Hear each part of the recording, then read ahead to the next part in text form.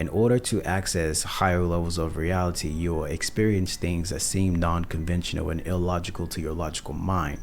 But you have to understand that your logical mind is already programmed to see and understand the Maya illusion as something that it is not. And when you experience downloads from the higher levels of awareness, from a higher intelligence, from a higher spiritual energy, you'll download that inside of your body. You'll feel that energy inside of your body, and it sometimes won't even make sense to your logical mind. Peace and praise the sun. It's not your thoughts that's the problem, it's your frequency. And for you to understand what your frequency even is, we need to break down the quantum levels and structure of reality that creates your individual personalized experience of reality, which is 3D. So let's start with our quantum structure mind map, starting from the conscious mind. Let's start from the most basic level, the most understood level in relation and correlation to you, which is 3D mind, third density mind. And it's mostly like self-awareness, polarity, egoic, but I don't say ego in a negative sense. It's just a personalized experience.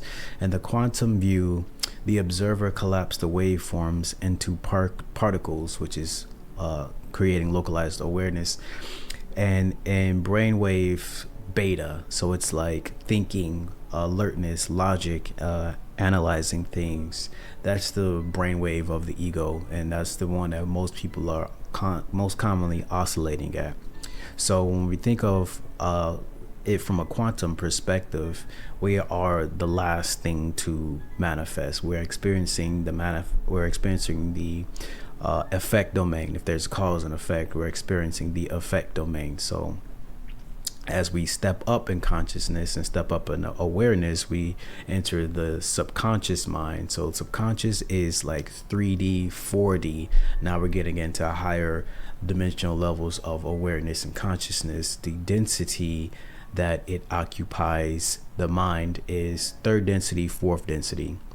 From the quantum view, stores vibrational imprints, operates through frequency resonance. Very important word there, resonance. We're going to talk about that more later. Brainwaves, alpha, theta. So theta is what I'm usually working with my clients, where we're trying to get them into a theta brainwave state, because theta is the place where all the magic happens, is where all the change happens. You'll hear this a lot from Dr. Joe Dispenza. As you enter theta, you then shoot up into gamma. We're going to talk about gamma when we talk about the superconscious mind, but theta is where you're in a hypnotic state. Your analytical mind is very much relaxed, and you're more open to suggestions. And the key there is that you're more open to it without analyzing it. And the more you are open to and receptive to change, the less resistance you'll have to change when you're trying to manifest and create optimal reality when entering these higher levels of awareness. So when we get into the superconscious mind, which is 5D, 7D, from the density perspective is 6 and 7 density. So we're talking about unity, divine intelligence. Like, we're talking about some really, really high levels of awareness. From the quantum view, it is the non-local field, entanglement with all timelines, source of divine insight. It's in the brainwave, gamma and delta. So the important thing to know is that the brain is capable of experiencing multiple different wavelengths and frequencies and vibrations simultaneously. So when you think of the brain being in theta, I don't want you to think of the whole entire brain being in theta. There are portions of the brain that are oscillating at certain frequencies, and therefore it will be able to experience that frequency without affecting other parts of the brain. So you can be simultaneously from in theta and gamma at the same time. So when we talk about getting into gamma, you want to think of getting into gamma, super gamma, through the doorway of theta. So you enter theta to enter into gamma. So I know it's a bit hard to understand, because even when we think of time, we think of it linearly when it's actually cyclical. But we're going to talk about this some more and as we expand. So let's expand the 3D conscious mind some more with this mind map. By the way, a link to this mind map will be in the description box below if you want it. So let's talk about awareness. So when we talk about the conscious mind and awareness from a 3D linear perspective, we're experiencing the present moment, we're processing it, we're focusing on what is directly observable, we're only handling limited inputs at a time, we are functioning as the observer effect, collapsing probabilities, focus, energy, what you observe becomes reality, filters data through attention bandwidth. So when you further understand what consciousness is at its most fundamental level, it is pretty much nothingness. Like it in order for it to experience itself, it must then create the perception of being contained and narrow. So you go from this formlessness, and I really want to emphasize the word formless, because it is formless. Consciousness itself is formless. In order to experience time, which is the perception of movement, and individualized experience, it must narrow its focus. So that's what we get to when we get to the 3D level of awareness. Is we're focused on things that are happening in the present moment, right here, right now. We use logic and reason, linear thinking, cause and effect, language, math, categorization. We're often dismissing intuition because it usually cannot be quantified from a scientific basis, and therefore often is discarded. Left brain processor built for linear space-time navigation. It's very much the job of the analytical mind to discard information that does not fall in line with your preconceived notions of reality. And if you experience something that you feel is rubbish, you'll just literally discard it. So that's unfortunate, because a lot of times you'll experience things that you cannot explain at all, and your left mind, your left brain will just discard it. Like, yeah, you probably just made that up. That's not a hint from intuition. Don't worry about it. When it's usually the case, you're getting a massive intuitive hit from a higher mind. So breaks quantum field into 3D digestible logic blocks, often resist data that breaks so it breaks current coherence. So like I said, if you get information that your left brain doesn't agree with, you're gonna just discard it. Like, yeah, this is kind of rubbish. This is like I'm making this up, which will definitely hinder you from experiencing your manifestations, because the way that these things work in a way that's almost completely intangible for the left brain, because it works on a higher level of reality. So it's speaking a different language. Ego identity, persona shaped by experiences. So you filter perceptions based on beliefs, which we were just talking about, can resist spiritual insight, which we also just talk about, rejecting intuition, rejecting those higher feelings, the higher energies that come into your awareness. Project a stable self-image equal collapse particle of possibility. So as you create reality on a day-to-day basis, your perception of yourself that you create on a day-to-day basis, you are now filtering out all other possibilities that could be experienced if you say that specifically, this is how I am, this is how I think, this is how I behave. And there's nothing particularly wrong with that if that is a beneficial way that you're creating yourself. But a lot of times people are creating themselves to be people that they don't actually like to be. So they say negative things about themselves, they act in bad ways, and they create the reality of being that person and rejecting all other possibilities by taking specific actions that they took yesterday. And if those actions were negative, then that's what you'll continue to experience. So built from past observations, creating identity feedback loops, which is what I was just talking about. When you create a feedback loop of negative experience constantly over and over again, can dissolve in expanded awareness or altered state. So the linear 3D self will usually dissolve if you are experiencing a very deep meditation, if you are taking very strong psychedelics, or if you experience a near-death experience. Your linear 3D self will dissolve into a higher level experience because you are accessing more information, usually information that is not being filtered through the mind anymore. So we're going to decision making now, and decision making is really important because a lot of our decisions are based off of how we feel emotionally.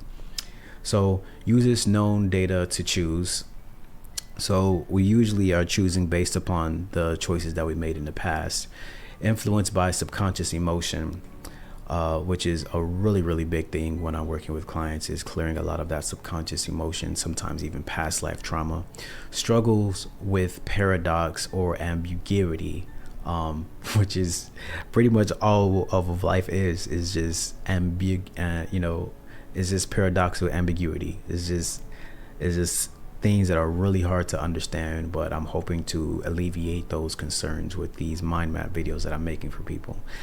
Every choice is a quantum fork that shifts timelines. High vibration decisions equal higher coherent futures. Quantum alignment means choosing from heart-brain coherence.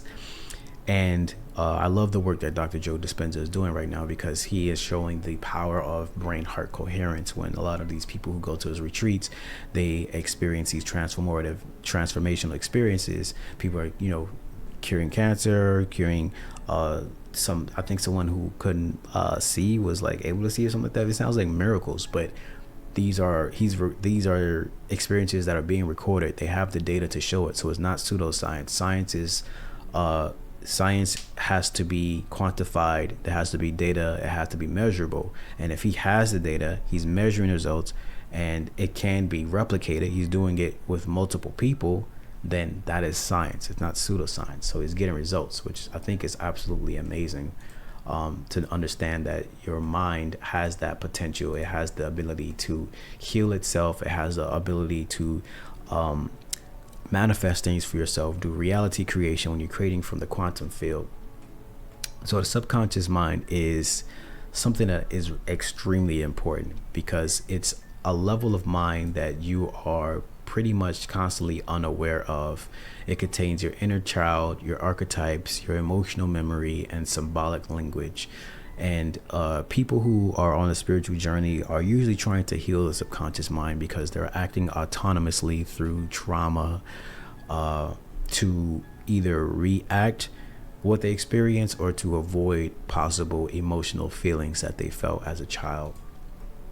So inner child stores early life memories and emotions, can carry wounds that block growth, key to unlocking creativity and joy, encodes emotional frequencies. We're talking about frequencies again, across timelines, replace trauma as distorted wave interference, which is pretty much why people are constantly if they have some type of trauma that they're avoiding, that interference pattern is very much prevalent in the choices that they make, and that they're constantly trying to avoid an emotional state of being, which actually reinforces itself, because the more you resist, the more it persists. That's a whole different video. But healing restores harmonic resonance in the body. And the inner child is usually the first thing that we heal and work on when I'm working with people, because it is the basis for everything else as you grow as an adult. It's literally the transition that you experience through your lifetime. So it's, if you're building a pyramid, at the bottom would be your childhood, your inner child, because that's where it begins. That's your origin stories. Once you heal your origin stories, then you can go into, when you're a little bit older. So maybe we're doing 0 through 5, and then we do 5 through 10, and then we can do 10 through 15, 15 through 20. We could take it in 5-year increments, because every 5 years there's usually something major happens, whether you're maturing as an individual, maybe there's something traumatic that happened, maybe there's something great that happens that's transformative. There's so many different things, but you start with your inner child, and you start to heal that So then we get into the different archetypes that exist within the subconscious mind. And so there's universal symbols influencing behavior. So this is a lot of times people say like I behave a certain way because I'm this zodiac sign, which is actually not too far from the truth, because there are archetypes that exist. There are people who act similarly, and sometimes it is because they have a sign, a zodiac sign that is similar. So I believe this is the Jungian, his archetypes that he created. So there's the king, the warrior, the lover, the magician, stored in the collective subconscious. So we're talking about multiple people's subconscious mind linked together.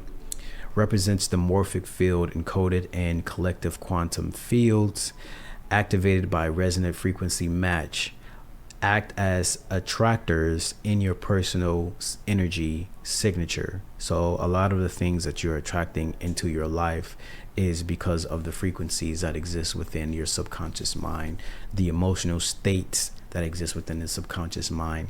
For instance, if you had a low self-esteem, if you had experiences in your life where you were constantly berated and felt the victim, then you would constantly seek opportunities on a subconscious level to experience the reality that you subconsciously believe about yourself, which is that you're a victim. So you will constantly attract opportunities to be a victim because you think you are a victim on a subconscious level. Why are you attracting those realities? Is because of the frequency that you're at. It's because the emotional state that you're at, and it's because of the way that you're thinking on a subconscious level. But we have to remember that there are thoughts in our mind that we're constantly unaware of, and the only way to bring awareness to them is to observe those thoughts. So you observe those thoughts through practices like meditation. You can do yoga. Anything that increases your level of self-awareness will then reveal to you thoughts that you might not have been aware of, that are operating autonomously, programs that are attracting bad and negative experiences to you constantly. Let's get into it. All right, I'm feeling it. Let's go. If you are enjoying this content, drop a like, drop a comment. Let's keep this going. I really love talking about this stuff. I love pouring in people and empowering people, and hopefully some of this changes your trajectory of your life. So let's talk about emotional memory now. So replays unresolved emotional loops, which is kind of similar to attracting those events constantly all the time. So we're driving, automatic reactions. Automatic is the key word there because it's very much an automatic process when you're not aware of it. We're holding and suppressing trauma, stored as vibrational imprints and cellular and energetic memory. And this was a major thing that I experienced when I did my 30-day fast, when I basically didn't eat for a month, and I was experiencing a lot of childhood memories that were coming up that were stored in my fat cells. Pretty crazy stuff. So repeats due to low coherence or unresolved loops. So if you have an unresolved loop of having a mental state of being a victim, that's going to be constantly looping in your mind, and that's going to attract opportunities for you to experience that reality. So it's transmutated by high frequency emotional states: love, awe, gratitude. I meditate every day to focus on the intention of gratitude, along with creating my desired reality. I focus on gratitude because I know during the day there are all these many different things that are pulling my attention and eroding my ability to concentrate and focus. And I never want to lose sight of all the good things that are happening for me in my life. And that's why I meditate every single day and practice gratitude. So I am signaling to the universe that I'm appreciative of all that I have, all that I can experience, and all that I will experience in life. Maintaining my frequency of gratitude, maintaining my thoughts of gratitude, and maintaining my acts of gratitude, which then creates the personality trait, the personality reality that I am a grateful person. So we're moving on to symbolic language. So symbolic language, dreams, metaphors, and patterns. Man, dreams. I write down my dreams. When I experience really powerful ones, I write them down. Sometimes I just experience nonsensical dreams, and they just don't need to be written down because they have no, they're just not important, right? So portal to subconscious when interrupted, often misunderstood by the conscious mind, operates through symbols, dreams, and archetypes. Dreams equal multidimensional data packets. Wink, wink. Multidimensional data packets. You're getting downloads in your dreams. The bridge between the subconscious and superconscious and interpretation. So very much how I talked about how it's the doorway to the higher levels, the subconscious, which is usually operating in those lower frequencies. So if theta is the doorway to the superconscious, superconscious gamma, then the subconscious is that doorway to that higher level of awareness. But you need to speak its language and understand what it's trying to explain to you at those times. So let's get into the superconscious mind, which is a rather short one because it's a very simple concept and idea. It's a very simple thing in general. So innate knowledge beyond logic. Your logic is everything that you know and understand about this reality. Your logic is everything that you know and understand about everything that you've experienced since you've been born. Now, here's the thing. I believe Hindus call this reality matrix Maya. So if you spent your whole life studying on illusion, the Maya, then all you know are illusions and patterns and the different ways that Maya tries to fool you into thinking that it's something that it's not. In order to access higher levels of reality, you'll experience things that seem non-conventional and illogical to your logical mind. But you have to understand that your logical mind is already programmed to see and understand the Maya illusion as something that it is not. And when you experience downloads from the higher levels of awareness, from a higher intelligence, from a higher spiritual energy, you'll download that inside of your body. You'll feel that energy inside of your body, and it sometimes won't even make sense to your logical mind. It sometimes won't even be logical to your logical mind because you'll see like something that you like. What? So for instance, if you get a download that you should go take a walk to the park, your logical mind be like, well, why would I go to the park? Like, what's waiting for me at the park? I don't know anybody at the park. Do you know somebody at the park? I don't know anybody at the park. Why would I go to the park? But your higher mind sent you that signal because there's an opportunity, synchronicity waiting there for you. So it's not up to the egoic logical mind to determine where it should go. It should just follow what it just downloaded into it and trust. That's the hardest part, is trusting the non-local information that you're getting constantly when you get these downloads and these intuitive hits. It's like, allow yourself to trust that you are going to a location for a certain thing. And if it feels exciting to you, follow that path. That's Bashar's formula for manifestation, is following your excitement to the best of your ability, taking it as far as you can without any insistence on the outcome. And that is the literal mechanism for producing synchronicities into your life. But in order for you to follow that path, you need to first get excited about something. You need to feel like you are drawn and poured towards that reality. So if there's an intuitive hit to go to the park and you feel excited about it, hey, let's trust and make that happen. Let's go there.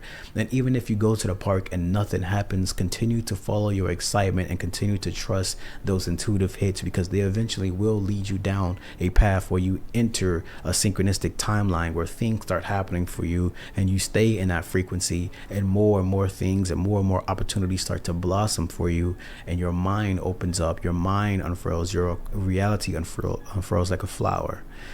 Tangent over, let's get back into it.